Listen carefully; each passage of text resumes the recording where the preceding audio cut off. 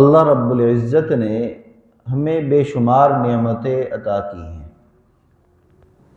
بینائی، سماعت، گویائی، بے شمار نعمتیں ہیں جن کو روزمرہ ہم استعمال بھی کرتے ہیں اور ہمارا دھیان بھی ان نعمتوں کی طرف بعض دفعہ نہیں جا رہا ہوتا، لیکن کسی بھی نعمت پر اللہ نے احسان نہیں جتلایا سوائے ایک نعمت کے جس پر اللہ نے احسان جتلایا، اور قرآن پاک میں یوں فرمایا لَقَدْ مَنَّ اللَّهُ عَلَى الْمُؤْمِنِينَ إِذْ بَعَثَ فِيهِمْ رَسُولًا، کہ ہم نے اہل ایمان پر احسان کیا کہ ہم نے اپنے رسول کو ان کے درمیان مبعوث کیا۔ اللہ کے محبوب صلی اللہ علیہ وسلم کی بعثت ایمان والوں پر احسان ہے۔ آپ ترتیب کے اعتبار سے آخر میں آئے ہیں، لیکن تذکرے آپ کے پہلے سے ہو چکے۔ باقی تمام انبیاء علیہ السلام آئے ہیں دنیا میں، پھر اس کے بعد ان کے تذکرے ہوئے ہیں۔ آپ واحد ایسی ہستی ہیں جن کے تذکرے پہلی کتابوں میں، پہلے انبیاء کی زبانوں پر آ چکے ہیں، آخر میں اللہ تعالیٰ نے آپ کو مبعوث کیا۔ اللہ کے محبوب صلی اللہ علیہ وسلم جو دین لے کر آئے اس کو دین اسلام کہا جاتا ہے، اور خود قرآن پاک میں اللہ تعالیٰ نے کیا فرمایا، ان الدین عند اللہ الاسلام، کہ اللہ کے ہاں جو مقبول ہے، جو قابل قبول ہے، وہ دین اسلام ہے۔ لہذا قیامت تک آنے والے انسانوں کے لیے دین اسلام کو ہی تسلیم کرنا ضروری ہے۔ جو اس کو تسلیم نہیں کرے گا وہ اللہ کے ہاں مسلمان نہیں کہلائے گا، وہ معیار بھی نہیں ہے۔ دوسری بات، اللہ کے ہاں عزت اور عظمت کا معیار وہ ایمان ہے، وہ ایمان ہے۔ رشتہ داری، نسبت، مالداری، حسب نسب، مراتب کچھ بھی اللہ کے ہاں معیار نہیں، ایمان اللہ کے ہاں معیار ہے عزت کا۔ حضرت نوح علیہ السلام کا واقعہ اللہ نے قرآن پاک میں بیان فرمایا، تو اس واقعے میں ہمیں ایک سبق یہ ملتا ہے کہ سگا بیٹا ہے، اپنے والد پر، وقت کے نبی پر ایمان نہیں لایا، تو اللہ نے دکھلایا کہ ایمان نہ لانے کی وجہ سے وہ بھی کافروں کے ساتھ ہی اس کا حشر ہوا اور وہ بھی غرق ہو گیا۔ حضرت نوح علیہ السلام کہہ رہے ہیں کہ بیٹا آ جاؤ، کشتی میں سوار ہو جاؤ ہمارے ساتھ۔ وہ کہتے ہیں کہ نہیں، میں پہاڑ پر چڑھ جاؤں گا پانی کی موجوں سے بچنے کے لیے۔ اب یہ بات چیت چل رہی ہے، وقت کے نبی ہیں، اپنے سگے بیٹے کے ساتھ گفتگو کر رہے ہیں۔ وحال بینہم الموج، درمیان میں ایک جو ہے موج آئی اور وہ غرق ہو گیا۔ تو معیار رشتہ داری نہیں ہے۔ حضرت ابراہیم علیہ السلام جس قوم میں پیدا ہوئے، جس گھر میں پیدا ہوئے، وہاں پر شرک ہو رہا ہے۔ والد خود جو ہے بت بنا کر بت فروش بنے ہیں، بت بیچ رہے ہیں۔ اللہ کی طرف سے جب ان کو جو ہے نبوت کے اظہار کا حکم ملا تو پھر اپنے والد کو بھی دعوت دی، لیکن انہوں نے بھی دعوت کو قبول نہیں کیا۔ ابراہیم علیہ السلام اللہ کے خلیل ہیں۔ آج اس دنیا میں جتنے بھی مذاہب، آسمانی مذاہب کو ماننے والے ہیں، کتابوں کو ماننے والے ہیں، چاہے وہ عیسائی ہوں، یہودی ہوں، یا ان کے کتنے بھی فرقے ہوں، تمام مذاہب والے ابراہیم علیہ السلام کو اپنا نبی ضرور مانتے ہیں۔ اس کے بعد آگے ان کے الگ الگ ہیں، کوئی موسیٰ علیہ السلام کو مان رہا ہے، کوئی عیسیٰ علیہ السلام کو مان رہا ہے، لیکن ابراہیم علیہ السلام کا منکر کوئی نہیں ہے۔ وہ اللہ کے خلیل ہیں، اور ان کے اپنے جو والد ہیں وہ ان کی بات نہ مان کر شرک والوں کے ساتھ شامل ہو رہے ہیں۔ یعنی جن کو پوری دنیا کے لوگ مان رہے ہیں، ان کے اپنے والد نہیں مان رہے ان کی بات، تو اللہ نے بتلا دیا معیار ایمان ہے۔ اگر ایمان لاؤ گے، مانو گے تو کامیاب ہوگے، تو نہیں لائے تو والد اور بیٹے کا رشتہ بھی کام نہیں آیا۔ اللہ کے محبوب صلی اللہ علیہ وسلم نے مکہ والوں کو جمع کیا اور ان کو دعوت توحید دی، یا ایھا الناس قولوا لا الہ الا اللہ تفلحون، اے لوگوں کلمہ پڑھ لو کامیاب ہو جاؤ گے۔ اور آپ نے اپنی دعوت ان کے سامنے پیش کی، تو آپ کے جمع کرنے پر سب سے پہلے آپ کی دعوت کا انکار کرنے والا آپ کا سگا چچا ابو لہب، اس نے آپ کی بات کو نہیں مانا، آپ کی طرف کنکر اچھالے، پتھر پھینکے، آپ کو برا بھلا کہا۔ اللہ نے فوراً اس کے بارے میں جو ہے اس کی بدزبانی کا جواب دیا، تبت یدا ابی لہب۔ اور یہ وہی چچا ہے جو آپ کی پیدائش پر خبر لانے والی باندی کو آزاد کر کر خوشی کا اظہار کر رہا ہے۔ معلوم یہ ہوا کہ پیدائش پر خوشی منانے والا چچا اگر ایمان نہیں لایا تو اس کی اس خوشی کا اللہ کا کوئی معیار نہیں، کوئی اس کا فائدہ نہیں ہوا اس کو۔ اگر ایمان لاتا تو اس کی خوشی بھی قابل قبول ہوتی۔ تو خوشیاں وہی قابل قبول ہے اللہ کے ہاں جو ایمان کے ساتھ جڑی ہوئی ہیں، اسلام کے ساتھ جڑی ہوئی ہے۔ اگر خوشیاں اپنی منمانی کے ساتھ ہوں گی، زندگی کے نشیب و فراز، دن و رات کے سارے معاملات اپنی مرضی منمانی کے ہوں گے تو وہ اللہ کے ہاں قابل قبول نہیں ہوں گے۔ ہاں اگر دین اسلام کی تعلیم کے مطابق ہوگی وہ خوشیاں تو اللہ کے ہاں وہ خوشیاں بھی مقبول ہیں، مردود نہیں ہیں۔ تو ہمارا تو ایمان ہی یہی ہے، اللہ کے ہاں ایمان ہی معیار ہے عزت کا۔ جو ایمان والا ہوگا وہ اللہ کے ہاں عزت والا ہوگا۔ اللہ کے محبوب صلی اللہ علیہ وسلم کہ 4 خلفاء ہیں جن کو ہم خلفائے راشدین کہتے ہیں۔ اب ان کی ترتیب کو سمجھنے کے لیے نسخہ میں نقطہ آپ کو بتلاؤں۔ عام طور پر رشتہ داریاں جب ہم بناتے ہیں تو ان میں ایک معیار ہوتا ہے، والد کا درجہ سب سے اوپر ہے، والدہ ہیں، والد ہیں، پھر اس کے بعد بہن بھائی ہیں، پھر اور رشتہ دار ہیں۔ ایسا ہو نہیں سکتا کہ چچا کا مقام والد سے بڑھ جائے۔ جب والد موجود ہیں تو ان کا مقام سب سے اوپر ہے، اس کے بعد چچا ہے۔ چچا نہیں ہے، بڑا بھائی، پھر وہ والد کے درجے پر آ جاتا ہے، اس کا مقام بڑا ہے۔ ایک ترتیب ہے رشتہ داری کے اندر نسب کے اعتبار سے۔ بالکل ایسے ہی اللہ کے محبوب صلی اللہ علیہ وسلم کو اللہ نے 4 خلفاء ایسے عطا فرمائے کہ ان کی ترتیب ان کے رشتے کے اعتبار سے بھی دیکھی جائے تو بآسانی سمجھ میں آ جاتی ہے کہ 2 پہلے خلفاء حضرت ابو بکر، حضرت عمر فاروق رضی اللہ عنہما، دونوں آپ کے سسر ہیں رشتے کے اعتبار سے۔ آپ کی بیٹی حضرت عائشہ صدیقہ ام المؤمنین، حضرت عمر فاروق کی صاحبزادی حضرت حفصہ وہ ام المؤمنین۔ تو ترتیب کے اعتبار سے ان دونوں کا درجہ باقی دونوں خلفاء سے بڑا ہوا، سسر ہیں رشتے کے اعتبار سے۔ اور باقی دونوں خلفاء حضرت عثمان ذو النورین اور حضرت علی کرم اللہ وجہہما رضی اللہ عنہما، وہ دونوں رشتے کے اعتبار سے داماد ہیں، داماد رسول ہیں۔ تو داماد کا رشتہ سسر سے اوپر ہوتا ہے؟ نہیں، سسر کا رشتہ اوپر ہے، داماد کا رشتہ نیچے ہے، بیٹے کے اعتبار سے ہے۔ تو جن کا رشتہ نسبی اعتبار سے اعلیٰ ہے تو اللہ تعالیٰ کی طرف سے ان کو خلافت میں بھی اعلیٰ درجہ دیا گیا ہے، ان کو اولیت دی گئی ہے۔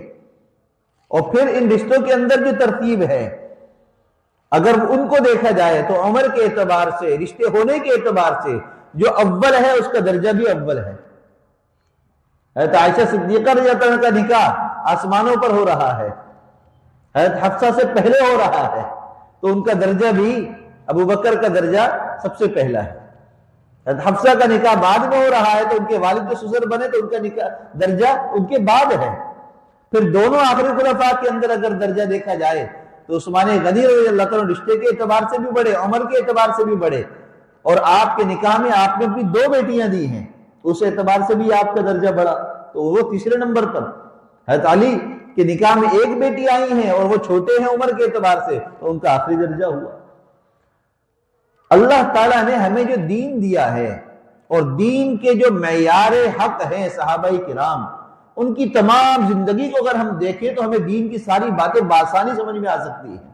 نہ اس میں کوئی جھگڑے کی ضرورت ہے، نہ اس میں کوئی سائنس پڑھنے کی ضرورت ہے، نہ اس میں کوئی عقلی گھوڑے دوڑانے کی ضرورت ہے، ہر چیز بآسانی سمجھ میں آنے والی چیزیں ہیں۔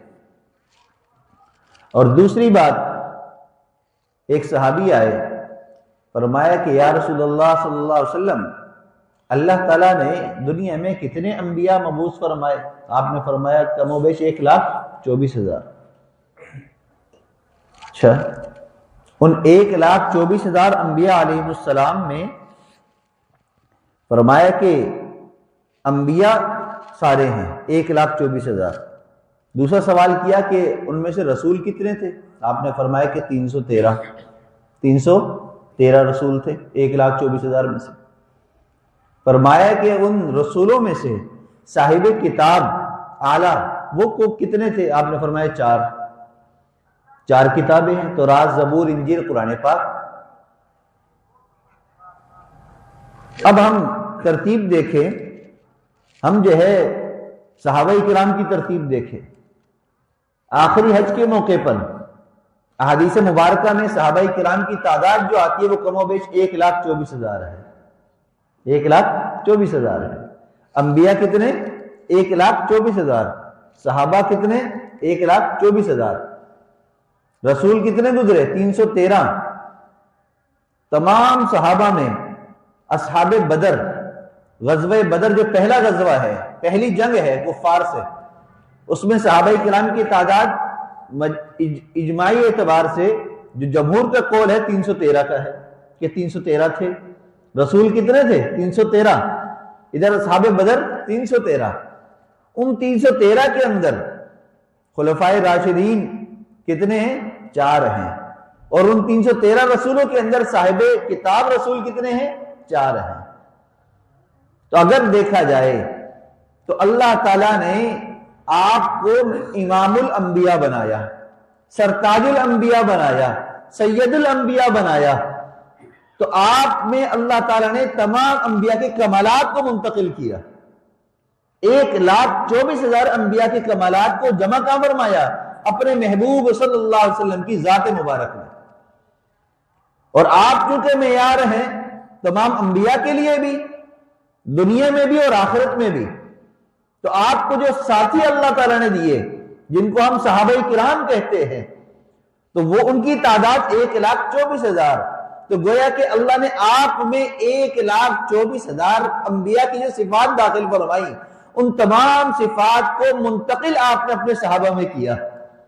1,24,000 انبیاء علیہ السلام اور 1,24,000 صحابہ کرام۔ پھر رسولوں کی صفات منتقل ہوئی تو ان کی تعداد 313 ہے۔ پھر کتابوں کے اعتبار سے جو انبیاء تھے 4 افضل، ان تمام 4 انبیاء کی جو صفات تھی وہ اللہ تعالیٰ نے اپنے محبوب صلی اللہ علیہ وسلم کے ذریعے خلفائے راشدین میں منتقل فرمائی۔ تمام صحابہ کرام ہیں، اگر اب اللہ کے محبوب سے کوئی مشابہت سب سے زیادہ کسی کو ہے، مماثلت کسی کو اگر ہے، نسبت کسی کو اگر ہے تو حضرت ابوبکر صدیق کو ہے، اس کے علاوہ کسی کو نہیں ہے۔ آپ سفر کے بھی ساتھی ہیں، آپ حضر کے بھی ساتھی ہیں۔ آپ مکہ سے آپ نے سفر کیے 2 بڑے سفر جو ہوئے، ایک سفر معراج، دوسرا سفر ہجرت۔ یہ 2 بڑے سفر ہیں آپ کی زندگی کے، جو دنیا میں انقلاب جس سے آیا ہے، زندگیوں میں انقلاب آیا ہے۔ کیونکہ معراج کا سفر بھی ایسا جو پہلے کسی کو نہیں ملا۔ آپ یہاں سے بیت المقدس گئے، پھر وہاں سے آسمانوں پر گئے، پھر اللہ سے ملاقات آپ کی ہوئی، اور چند لمحوں کے اندر یہ سارا سفر ہوا۔ سب سے بڑا سفر ہے سفر معراج کا۔ اس سفر معراج پر آپ کے ساتھی کون ہیں؟ حضرت جبرائیل امین ہیں، جنہوں نے آ کر آپ کے قدم مبارک کو ہاتھ لگایا اور آپ کو جگایا، اور پھر یہاں سے آپ کا سفر شروع ہوا مکہ مکرمہ سے۔ خانہ کعبہ میں آئے، آپ کے دل کا آپریشن ہوا، صفائی ہوئی، پھر یہاں سے آپ کو لے کر چلے ہیں بیت المقدس کی طرف۔ تو آپ کے سفر کے ساتھ، سفر معراج کے ساتھی کون ہیں؟ حضرت جبرائیل امین ہیں، جو تمام ملائکہ کے سردار ہیں، جو معصوم انبیاء علیہ السلام کے بعد معصوم ہیں، فرشتوں کے اعتبار سے معصوم ہیں، بالکل پاک صاف ہیں۔ وہ آپ کو لے کر چل رہے ہیں، یہاں پر آپ کے سفر کے ساتھی ہیں۔ لیکن ایک وقت ایسا آیا کہ حضرت جبرائیل علیہ السلام نے یہ کہا کہ اللہ کے محبوب، آگے اب میں قدم نہیں بڑھا سکتا، اگر میں نے یہاں اس حد سے آگے قدم بڑھایا تو میرے پر جل جائیں گے۔ اور اس جگہ کو کہا جاتا ہے سدرۃ المنتہا، اور وہاں سے آگے اللہ کے محبوب نے سفر اکیلے کیا اللہ کی طرف ملاقات کا، زیارت کا، دیدار کا سفر۔ اب دوسرا سفر مکہ سے مدینہ ہو رہا ہے، جس کو سفر ہجرت کہا جاتا ہے۔ اب اس سفر کے اندر آپ کے ساتھی کون ہیں؟ حضرت ابوبکر۔ جبرائیل امین آئے تھے آپ کے پاس، آپ کو سفر پر لے جانے کے لیے۔ ابوبکر گھر میں ہیں، آپ کو لینے کے لیے کون آ رہے ہیں؟ اللہ کے محبوب آپ کے گھر پر آ رہے ہیں۔ تو مقام مرتبہ کا کس کا بڑھ گیا؟ ابو بکر کا بڑھ گیا۔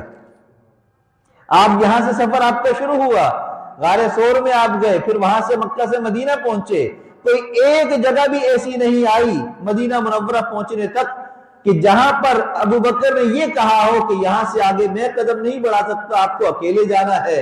تو مقام اور مرتبے کے اعتبار سے دونوں سفر ہوئے، اعلیٰ ہوئے، لیکن ادھر جبرائیل امین ہیں جن کا سفر ختم ہو جاتا ہے، اللہ کے محبوب کا سفر چلتا ہے، اور مکہ سے مدینہ کے سفر میں ابو بکر شروع سے ساتھ ہیں، آخر تک ساتھ ہیں، یہاں تک کہ مدینہ منورہ پہنچنے کے بعد بھی وہاں پر لوگ ملاقات کر رہے ہیں، سورج جو ہے وہ آسمان پر چمک رہا ہے، اس کی دھوپ کی تپش ہے بڑھتی چلی جا رہی ہے، جیسے جیسے سورج ابھر رہا ہے ابو بکر نے دیکھا لوگ مل رہے ہیں، آپ سفر سے آئے ہیں، ملاقات میں تقریب ہوگی، آپ ساتھ رہے، لوگ پہلے ابو بکر سے ملتے ہیں پھر آپ سے ملتے ہیں، لیکن دیکھا کہ لوگ فرق نہیں کر پا رہے، وہ سمجھ یہ رہے ہیں، ابو بکر کو نبی سمجھ رہے ہیں کہ یہ آگے ہیں، کیونکہ یہ سفر سے آئے تھے، اللہ کے محبوب کو تکلیف سے بچانا چاہتے تھے تو آگے ہی رہے، مسافہ کرتے رہے تاکہ آپ کو تکلیف نہ ہو۔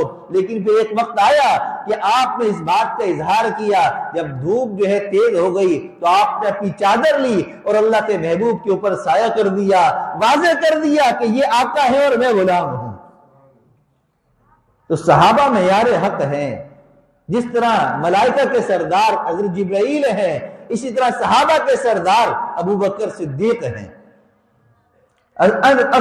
اصحابی کالنجوم بأیہم اقتدیتم اہتدیتم، فرمایا جس طرح اللہ کے محبوب صلی اللہ علیہ وسلم میں اللہ نے 1,24,000 انبیاء کی صفات کو جمع کیا، آپ نے ان صفات کو تمام صحابہ میں منتقل کیا، تو منتقل کر کے آپ نے اعلان فرما دیا میرے تمام صحابہ ستاروں کے مانند ہے، جو جس کی بھی اقتداء کرے گا، جس سے بھی رہنمائی حاصل کرے گا، اللہ اس کو ہدایت عطا فرمائیں گے۔